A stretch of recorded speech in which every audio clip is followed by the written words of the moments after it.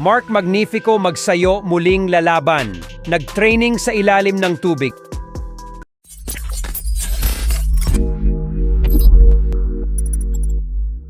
Isang magandang balita po para sa ating Pinoy boxing fans. Ito ay dahil mukhang makikita nga po ulit natin lumaban sa ibabaw ng lona ang ating pambato na si former WBC Featherweight World Champion Mark Magnifico Magsayo sa susunod na buwan.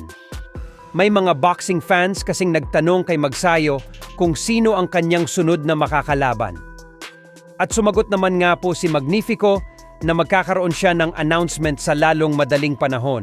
Bukod dyan ay inaasahan naman na sa buwan ng Disyembre ang kanyang paparating na laban dahil sa caption ang isa sa mga post nito na See You December.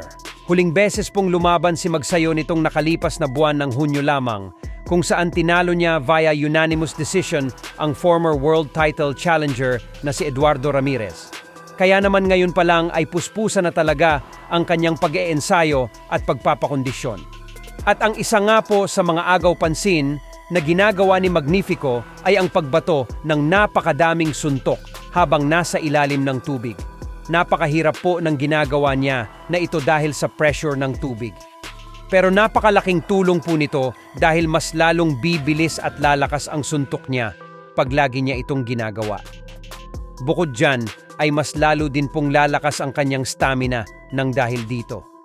Kaya naman, napakaganda po talaga ng ginagawa na ito ni Magsayo. Yeah.